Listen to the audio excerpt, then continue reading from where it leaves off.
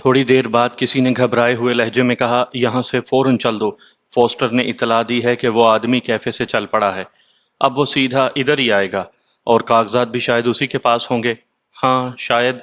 ओ ठहरो, मुझे सोचने दो, हमें उसका इंतजार करना चाहिए। अगर वो कागजात उसी के पास हैं तो हम उन्हें हासिल कर सकते हैं। फिर क्या किया जाए? दरवाज़ा खोल दो। वो एकदम ही अंदर दाखिल होगा। फिर जुमला अधूरा ही छोड़ दिया गया। अच्छा बेटा, इमरान ने दिल में कहा, तुम दरवाज़ा खोलो, मैं एकदम ही अंदर दाखिल होऊंगा। और फिर तुम लोगों का दमखम देख लिया जाएगा। दरवाजे की चिटखनी गिरने की आवाज़ सुनाई दी। इमरान ने 2 कदम पीछे हटकर अपनी पूरी कुवत से एक लात दरवाजे पर रसीद की। दोनों पट एक जोरदार आवाज़ के साथ खुले। एक आदमी के मुंह से चीख निकल गई क्योंकि वो दरवाजे के करीब ही था और दरवाजे का एक पट उसके मुंह पर लगा था। इमरान उछलकर अंदर दाखिल हुआ। खबरदार, वो गिर जा। 6 अदद गोलियां कलेजों के पार कर दूंगा। चारों आदमियों ने बैक वक्त हाथ उठा दिए। शाबाश, इमरान ने पुरमुसरत लहजे में कहा। तुम लोग काफी सादतमंद मालूम होते हो। वो चारों कुछ न बोले। हैं? तुम लोगों को क्या हो गया? इमरान ने तनवीर वगैरह को देखते हुए मुतहय्यराना लहजे में कहा। खड़े हो जाओ। क्या तुम अंधे हो? तनवीर गुर्राया। हमारे हाथ पैर बंधे हुए हैं। ओ लाहौल, अच्छा तो फिर खोल लो। तुम्हारे बाबा के हाथों से खोलें? तनवीर धाड़ा। नहीं, अपने ही हाथों से खोलो। मैं इस वक्त डैडी को फोन करने के मूड में नहीं हूँ, इमरान ने हिमाकत आमेज संजीदगी से कहा। तनवीर के मुंह से गुस्से के आलम में अजीब अजीब आवाजें निकलने लगीं। हाय, इमरान दीदे नचाता हुआ बोला, ये तुम क्या कह रहे हो? मेरी कुछ समझ में नहीं आ रहा। मैं तुझे मार डालूंगा, तनवीर हलक फाड़ कर चीखा। और नतीजे में उसे खांसी आ गई। इमरान क्यों परेशान कर रहे हो? खावर बोला। हमारे हाथ खोलो। हम खुद कैसे खोल सकते हैं? नहीं खोल सकते? इमरान ने पलकें झपकाते हुए कहा। पहले क्यों नहीं बताया? फिर इमरान उन लोगों को खोलने लगा, लेकिन दाएं हाथ में दबे हुए रिवॉल्वर का रुख अब भी उन्हीं चारों आदमियों की तरफ था जो कागजात की तलाश में इधर आए थे। तनवीर आज़ाद होते ही इमरान पर झपटा। ये चीज़ इमरान के लिए कतई गैर मुतवक्के थी। रिवॉल्वर उसके हाथ से छूट कर गिर पड़ा। इस मौके से तलाशी लेने वालों ने खास फायदा उठाना चाहा था। रिवॉल्वर निकालने के लिए हाथ जेब में डाले थे, लेकिन खावर, चौहान और सदीकी ने उन पर छलांगे लगा दी। वो एक एक आदमी को रुगेदते हुए फर्श पर ढेर हो गए। खावर ने गिरते गिरते चौथे आदमी की टांग में टांग अड़ा दी थी। वो आदमी भी ढेर हो गया। इधर इमरान ने तनवीर के जबड़े पर एक घूंसा रसीद किया और वो लड़खड़ा कर कई कदम पीछे हट गया। फिर इमरान ने उस चौथे आदमी पर छलांग लगाई जिसे खावर ने टांग अड़ा कर गिरा दिया था और जो अब उठने ही वाला था। इमरान ने उसे घूंसों पर रख लिया। चौहान, खावर और सदीकी भी बकिया तीनों को रुगेद रहे थे। तनवीर गुर्राता हुआ फिर इमरान पर झपटा। तुम्हें इसके लिए जवाबदेही करना पड़ेगी तनवीर, इमरान ने कहा। लेकिन तनवीर पर तो गोया भूत ही सवार था। उसने इमरान की गर्दन पकड़ ली। इस वक्त इमरान अपने शिकार के सीने पर चढ़ा हुआ उस पर घूंसों की बारिश कर रहा था। मकसद यही था कि उस आदमी को इतना मारा जाए कि उसमें लड़ने की सकत ही न रह जाए। लेकिन अब इमरान को एक ऐसा हाथ रसीद करना पड़ा कि वो आदमी बेहोश ही हो जाए। तनवीर इमरान की गर्दन इस तरह दबा रहा था जैसे मार ही डालने का इरादा रखता हो। इमरान को अपनी सांस घुटती सी महसूस हुई। उसने बदिक्कत तमाम अपने हाथ पीछे की तरफ उठाए और तनवीर का सर पकड़ने में कामयाब हो गया। फिर उसने पूरी कुवत से एक झटका दिया। तनवीर के मुंह से चीख सी निकल गई और वो कलाबाजी खाकर इमरान के सामने आ गिरा। अब भी होश में आ जाओ तनवीर, वरना बहुत बुरी तरह पेश आऊंगा, इमरान गुर्राया। लेकिन तनवीर उस वक्त मरने और मारने पर ही तुल गया था। वो उठकर फिर झपट पड़ा। इतनी देर में चौहान, सिद्दीकी और खावर ने भी उन तीनों को बेहोश कर दिया था। इधर तनवीर ने इमरान के घूंसा रसीद किया था जिसे अपनी कलाई पर रोकते हुए इमरान का दायां हाथ चल गया। तनवीर लड़खड़ा कर कई कदम पीछे हटा और दीवार से टकराते टकराते बचा। आओ, आओ, इमरान हाथ हिलाता हुआ बोला। अब के हाथ में तुम्हारा बेड़ा गर्क ही कर दूंगा। अरे अरे, ये क्या हिमाकत है? खावर बीच में आ गया। तनवीर ने फिर भी आगे बढ़ने की कोशिश की थी, लेकिन सदीकी और चौहान ने उसे पकड़ लिया। क्या तुम्हारा दिमाग खराब हो गया है तनवीर? सदीकी बोला। बड़ी मुश्किल से मामला रफा दफा हो सका था। इमरान ने घड़ी की तरफ देखा जो 12 बजा चुकी थी। तुम लोग इन चारों को ना पकड़ सके? इमरान ने मुंह बनाकर कहा। अगर मैं ना आ जाता तो ये तो निकल ही गए होते। सदीकी ने तमाम वाकया बयान करते हुए कहा। अगर हम लोगों के पास रिवॉल्वर होते तो शायद इसकी नौबत ना आती। तुम लोग रिवॉल्वर लेकर क्यों नहीं आए थे? हमें क्या मालूम था कि हालात क्या हैं और हमें क्या करना होगा? अबे, तो क्या ये समझ कर आए थे कि अली इमरान की शादी खाना बर्बादी का जश्न बरपा होगा और तुम लोगों को उसमें तालियां बजाना होंगी? सदीकी खामोश रहा। दूसरे भी कुछ नहीं बोले। اور تنویر عمران کو کھا جانے والے انداز میں گھور رہا تھا۔ خیر، عمران نے بے پرواہی سے اپنے شانے جھٹکے اور پھر کہا، تم لوگ یہاں کیسے آئے تھے؟ میرا مطلب ہے کس سواری پر؟ میں موٹر سائیکل پر آیا تھا، صدیقی نے جواب دیا۔ اور میں بھی، چوہان نے کہا۔ میں کار پر آیا تھا، خاور بولا۔ گڈ، تم بہت اچھے آدمی ہو، عمران نے کہا۔ اب تم لوگ ان چاروں کو دانش منزل لے جاؤ، یہ ساؤنڈ پروف کمرے کے قیدی ہوں گے۔ تم لوگ وہاں رک کر ایکس 2 کے احکام کا انتظار کرو۔ آخر یہ سب چکر کیا ہے؟ یہ لوگ کن کاغذات کی تلاش میں ہیں؟ خاور نے پوچھا۔ یہ ایکس 2 کو معلوم ہوگا، مجھے کچھ نہیں معلوم۔ اچھا، اب تم لوگ لے جاؤ ان چاروں کو یہاں سے۔ لے کر کس طرح جائیں؟ اپنے اپنے اوپر لاد کر، اور اگر کسی نے دیکھ لیا؟ اس وقت سناٹا ہوگا۔ تھوڑی دیر بعد ہی عمران اپنے فلیٹ میں اکیلا رہ گیا۔ اس کے ساتھی ان چاروں کو لے کر وہاں سے جا چکے تھے۔ اب عمران کو صفدر کی فکر تھی۔ وہ یقیناً مجرموں کی قید میں تھا اور اس کا پتہ انہی چاروں سے معلوم ہو سکتا تھا۔ عمران کا ارادہ تھا کہ تھوڑی دیر بعد ایکس 2 کی حیثیت سے دانش منزل فون کرے گا اور صدیقی وغیرہ کو ہدایات کرے گا کہ ان چاروں پر اس وقت تک تشدد کیا جائے جب تک وہ صفدر کے بارے میں نہ بتا دیں۔ دفعتاً عمران اچھل پڑا۔ اس کے ذہن میں ایک خیال آیا۔ وہ سوچنے لگا کہ آج اس سے ایک زبردست حماقت سرزد ہوئی تھی۔ اسے خاور وغیرہ کو اپنے فلیٹ میں اکیلا ہرگز نہیں چھوڑنا چاہیے تھا۔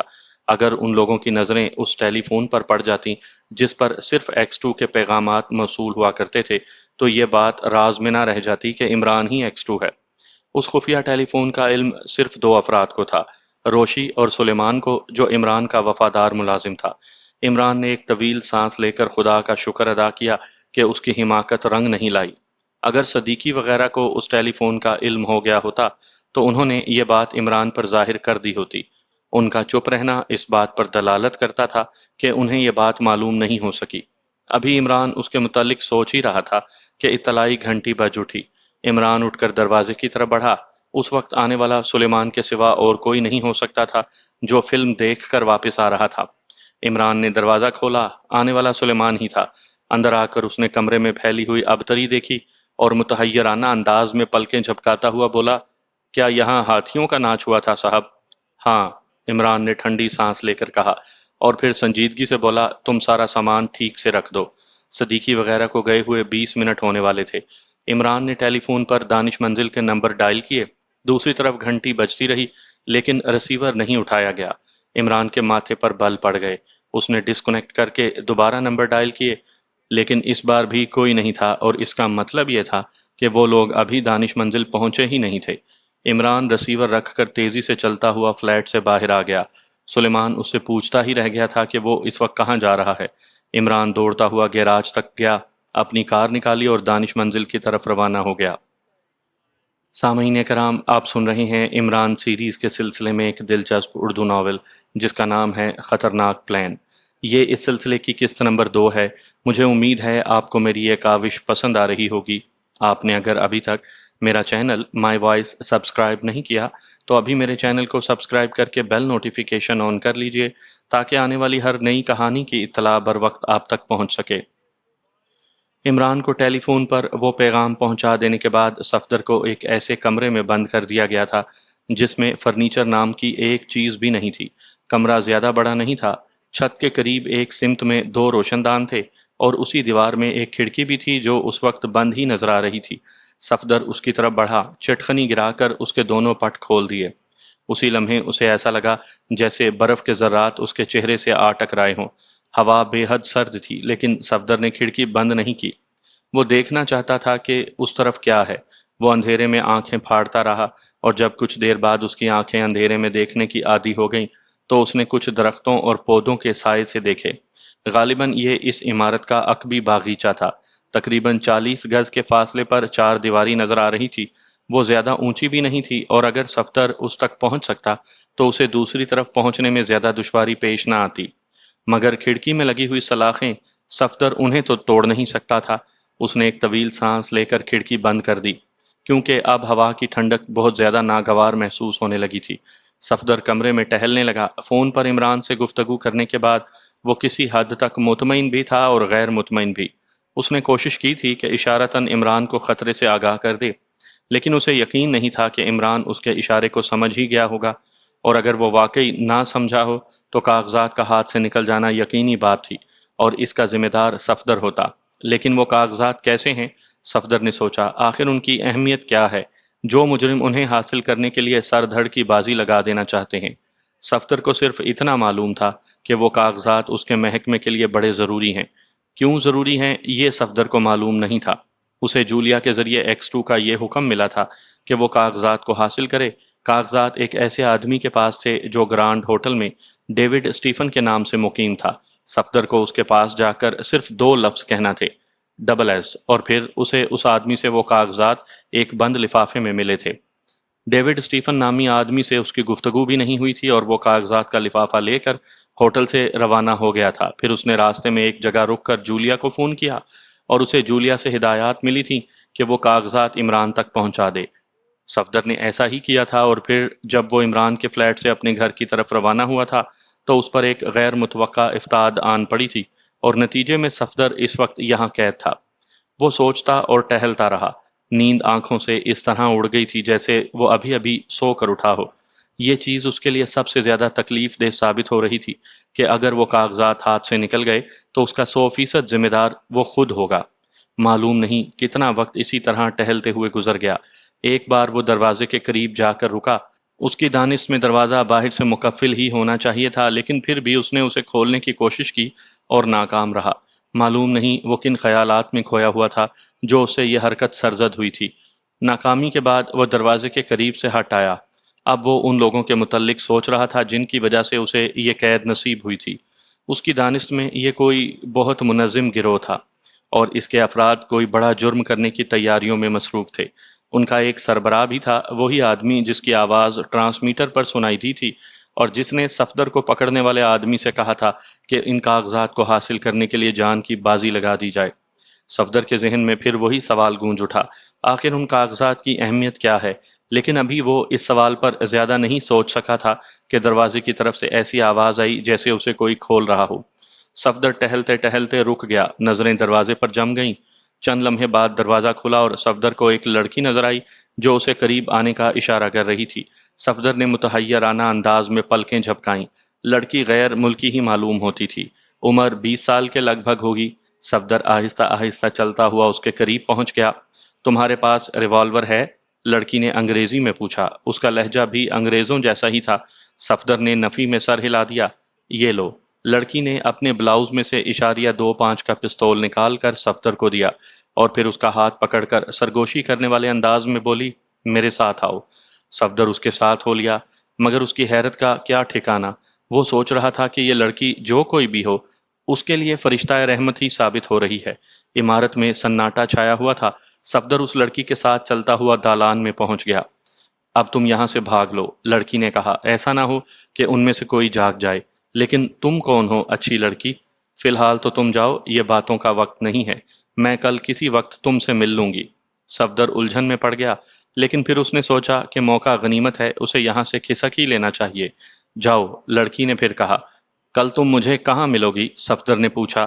کہیں بھی، اب تم جاؤ نا یہاں سے۔ لڑکی کے لہجے میں کسی قدر جھنجھلاہٹ تھی۔ صفدر دالان سے نیچے اتر کر پھاٹک کی طرف بڑھا۔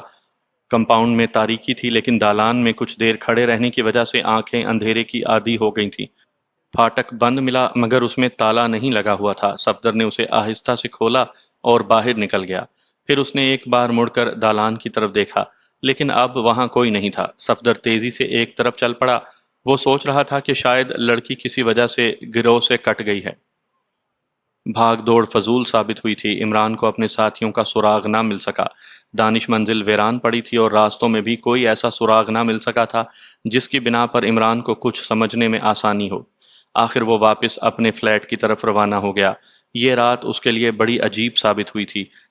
پے در پے ناکامیاں، اصل کاغذات کی جگہ سادے کاغذات ملے تھے، پھر صفدر کا غائب ہونا، اس کی ٹیلی فون کال، پھر 4 ایسے آدمیوں کی گرفتاری جو کاغذات حاصل کرنے کے لیے آئے تھے، اور اس کے بعد وہ چاروں عمران کے ساتھیوں سمیت غائب۔ عمران سوچتا ہوا اپنی گاڑی چلاتا رہا اور پھر اپنے گھر کے قریب پہنچ کر وہ بے ساختہ چونک پڑا۔ ایک جگہ اسے خاور کی کار کھڑی دکھائی دے گئی تھی۔ یہاں سے روانگی پر عمران اسے نہ دیکھ سکا تھا، یا ممکن ہے کہ نظر پڑی ہو اور وہ نظر انداز کر گیا ہو، کیونکہ اس کے لاشعور میں یہ بات تھی کہ خاور کی گاڑی کو وہاں نہیں ہونا چاہیے۔ بہرحال عمران نے اپنی کار روکی اور اتر کر تیزی سے چلتا ہوا خاور کی گاڑی کے قریب پہنچ گیا۔ اس کے چاروں ساتھی کار میں موجود تھے مگر وہ چاروں غائب تھے جنہیں عمران نے گرفتار کیا تھا۔ کار میں خاور ڈرائیونگ سیٹ پر بے ہوش پڑا تھا اور باقی تینوں پچھلی نشستوں پر پڑے ہوئے تھے۔ عمران نے ہلا جلا کر دیکھا اور ان کی نبض دیکھنے کے بعد اسے کسی قدر اطمینان ہو گیا کیونکہ وہ زندہ تھے۔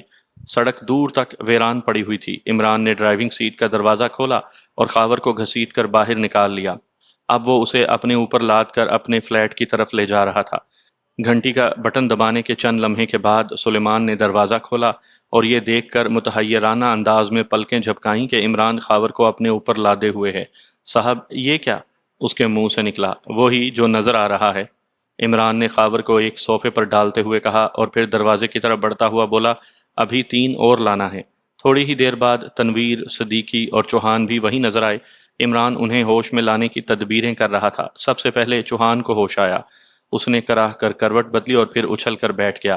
چند لمحے پلکیں جھپکاتا ہوا ادھر ادھر دیکھتا رہا اور پھر عمران سے بولا، کیا وہ نکل گئے؟ کون نگل گئے؟ عمران نے پلکیں جھپکائیں۔ نگل نہیں، نکل۔ چوہان جھنجھلا گیا۔ کن کی باتیں کر رہے ہو؟ ہم سب یہاں کیسے پہنچے؟ چوہان نے سوال کیا۔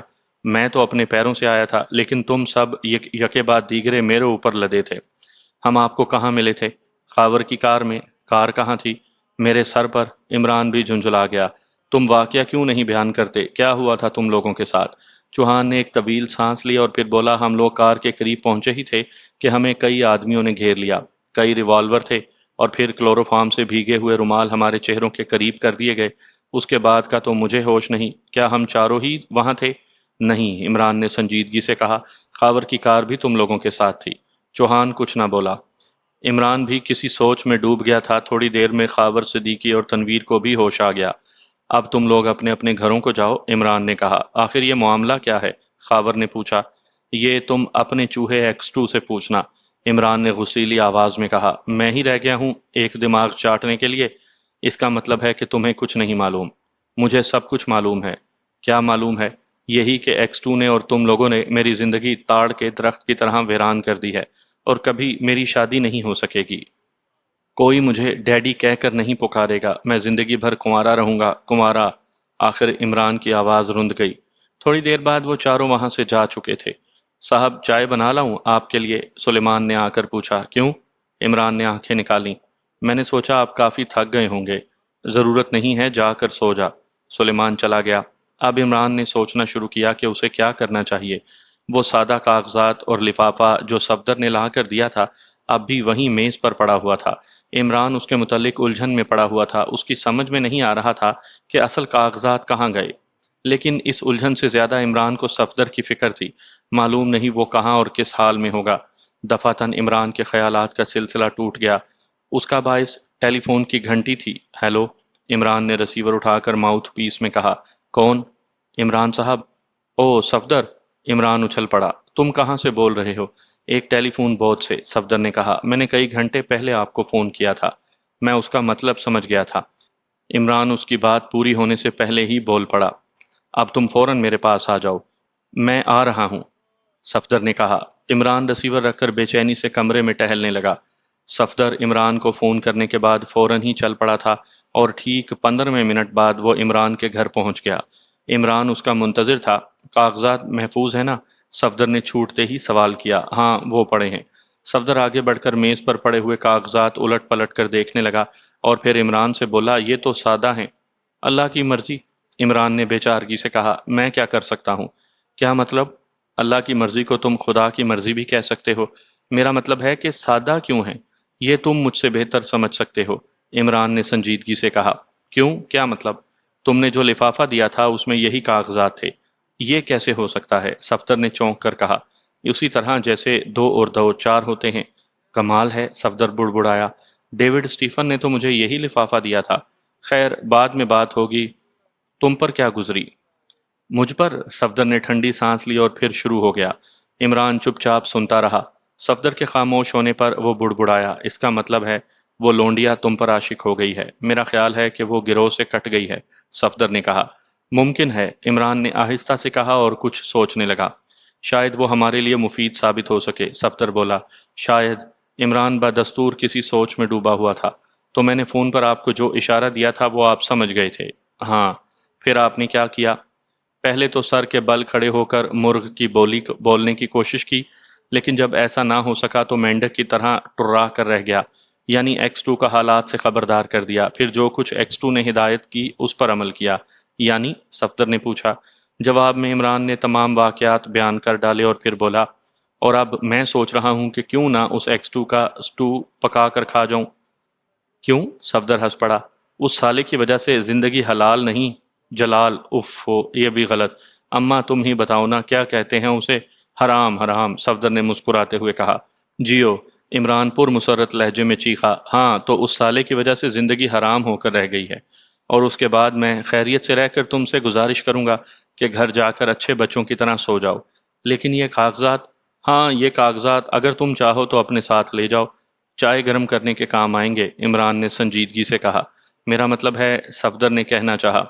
میں تمہارا مطلب سمجھ گیا ہوں، عمران نے اس کی بات کاٹ کر کہا، اور کوشش کروں گا کہ ایکس ٹو کو بھی سمجھا سکوں۔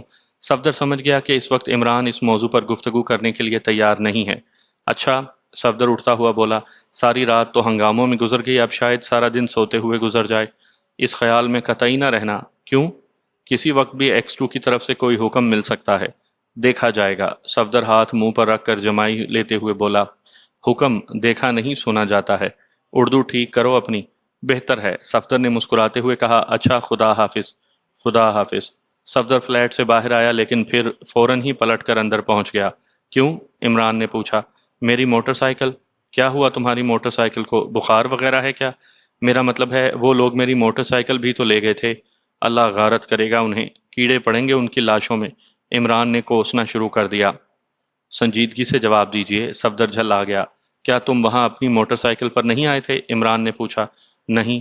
بہرحال تم جاؤ، میں ایکس ٹو کو یہ بھی بتا دوں گا۔ میرا خیال تھا کہ اس عمارت پر فوراً چھاپا مارا جاتا۔ ضرور مارا جائے گا۔ ارے اب تم کھسکو بھی یہاں سے، مجھے بھی نیند آ رہی ہے۔ صفدر فلیٹ سے نکل آیا۔ اپنے گھر پہنچ کر جب وہ بستر پر لیٹا تو 5 بج چکے تھے، اور کہیں قریب ہی کوئی مرغ آذان دے رہا تھا۔ جلد ہی صفدر نیند کی آغوش میں پہنچ گیا۔ 11 بجے کا وقت ہوگا۔ جولیا دوپہر کا کھانا پکانے میں مصروف تھی۔ مدھم سروں میں کوئی اطالوی گیت بھی گنگناتی جا رہی تھی۔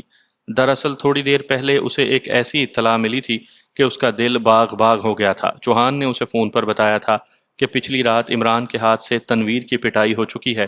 پھر جولیا کے استفسار پر چوہان کو تفصیل میں جانا پڑا۔ اس طرح گزشتہ رات کی تمام باتیں جولیا کے علم میں آ گئی تھیں، اور اب اس کا خیال تھا کہ وہ جلد ہی ایکس ٹو کا فون وصول کرے گی۔ خیال غلط ثابت نہیں ہوا۔ 11:30 بجے ایکس ٹو کی آواز آئی۔ کل رات بڑی ہنگامہ خیز تھی، ایکس ٹو کہہ رہا تھا۔ کیا تمہیں کچھ معلوم ہوا؟ جی ہاں، چوہان نے فون کیا تھا، لیکن جناب کیا آپ کو یہ بھی معلوم ہے کہ کل رات عمران نے تنویر کی پٹائی بھی کر دی تھی؟ جولیا نے ہنسی ضبط کرتے ہوئے کہا۔ ہاں میں جانتا ہوں، اگر میں عمران کی جگہ ہوتا تو اور زیادہ پٹائی کرتا۔ یہ تنویر بہت زیادہ غیر ذمہ داری کا ثبوت دینے لگا ہے۔ کہیں ایسا نہ ہو کہ جعفری اور ناشاد کی طرح میں اسے بھی سیکرٹ سروس سے نکال دوں۔ خیر چھوڑو اس تذکرے کو، میں نے تمہیں ایک کام کے لیے فون کیا تھا۔ سارجنٹ نعمانی کو ایک آدمی مائیکل گیلن کی نگرانی پر مقرر کر دو۔ یہ ایک دیسی عیسائی ہے اور تجارت کرتا ہے، پتہ نوٹ کرو۔ 1 منٹ جناب۔ جولیا نے رسیور رکھ کر میز کی دراز سے قلم نکالا اور ایک سادہ کاغذ سامنے رکھ کر پھر رسیور اٹھا لیا۔ ہاں جناب، مائیکل گیلن، 69 پارک لین۔ لکھ لیا؟ جی ہاں جناب، جولیا نے قلم رکھتے ہوئے کہا۔ لیکن جناب رات کے ہنگامے کا کیا رہا؟ مجرموں نے کل صفدر کو اغوا بھی کیا تھا۔ اوہو، مجھے اس کا علم نہیں، جولیا نے پلکیں جھپکاتے ہوئے کہا۔ ہاں، ایکس ٹو کی آواز آئی اور پھر وہ جولیا کو وہ واقعہ بھی بتانے لگا۔ سب کچھ بتانے کے بعد بولا، 5:30 بجے صبح میرے ہی حکم پر پولیس نے اس عمارت پر چھاپا مارا تھا، لیکن وہاں کوئی آدمی نہیں ملا۔ ساری عمارت خالی پڑی تھی، کوئی قابل اعتراض چیز بھی نہ مل سکی۔